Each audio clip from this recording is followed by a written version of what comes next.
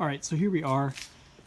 I am at almost a month of ownership in what was at the time the cheapest 6-speed clean title Corvette within 1,000 miles of my house.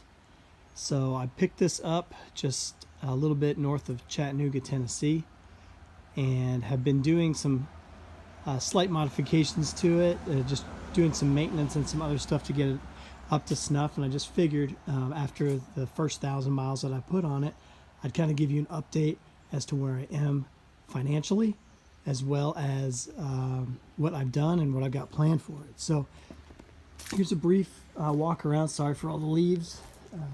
It is fall. So I've been driving this almost every single day, and I've gotten used to some of the quirks, and I've definitely found some things that need to be addressed. But overall, I have been incredibly happy with this car, and especially for the money. So what I did when I got the car, it needed a couple things. If you watched my first video, you'll kind of get a concept of what that looked like. It was needing brakes really bad. Like the rear brake pads were completely worn down on one side where it had started eating into the rotors. The tires were completely bald all the way around, and it had no exhaust on it. So I readily fixed that stuff. So I did the brakes. I paid a little, right around $200 for all the supplies to do the brake job on it. So that put me getting closer to the $7,000 mark for purchase and tax and all the title work that needed to happen. I bought the exhaust system. I got a good deal on that off eBay. It was an SRS. I'd never seen anybody else using that exhaust, so I did install that myself, as well as the brakes, and I got that set up for $283. So that was really cool. The tires, I did go with a brand that I'd never bought before, but because I was trying to stay on a budget, and I wasn't really sure if I was going to keep the wheels or not, as I was looking at some of the newer style, maybe ZR1 wheels, I just put a cheap set on to get me through. So these are an Achilles, which I've never heard of. It's an ATR Sport 2.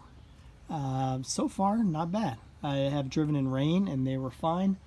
I've also driven fairly aggressively, and I haven't had any problems or complaints. I mean, they're not a Pilot or a Potenza by any means, but they're definitely rolling just fine. So those were actually really inexpensive, almost scary inexpensive, and I got those installed for under $400. So I'm at right around $7,400 in just stuff to get it to where I could drive it. On the inside, I did go ahead and get rid of the shift knob that was on it, and I replaced it with this kind of ball mount style, and that was like $24 or something. Additionally, I have ordered some new seat covers for it, and a couple other little odds and ends. Oh yeah, I did these. You guys, if you saw my other video, I did these lenses here, and they were $50. So I think by the time I'm like pretty happy, where I've got it looking like it's been cared for again, and all that stuff in, I think I'm going to be under a little bit under 8,000. And for a 6-speed car with now it's got 100, almost 86,000 miles on it, I gotta tell you, I couldn't be happier. The thing runs awesome. It really moves down the road, and I think so. I think what I'm going to do next is look at some performance upgrades. It's already had the clutch done. The previous owner had the clutch done, and the harmonic balancer, and a couple other little things. I did a pulley on it as well, but it was like $20. Not a big deal. So I think my next move is going to be looking at, I guess, cam and maybe headers. So that's kind of what I've got going on next. I'll show you. Obviously, I did a lot of cleaning, but I'm not even close to where I normally am with something like this. But I did some cleaning under the hood. Yeah, I think new air filters are in order.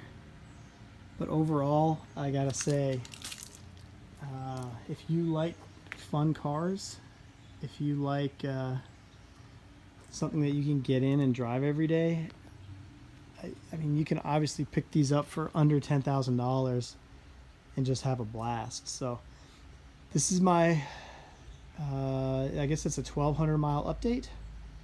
And you're gonna see, now that I've got it where I feel pretty solid about everything, you're going to start seeing where I'm adding the power. So probably cam and headers are next, and maybe an LS6 style intake. And then if that doesn't do it, then we'll be looking at turbo or supercharger setup. So really appreciate the view. If you like what I'm doing, then go ahead and subscribe or hit the thumbs up button, because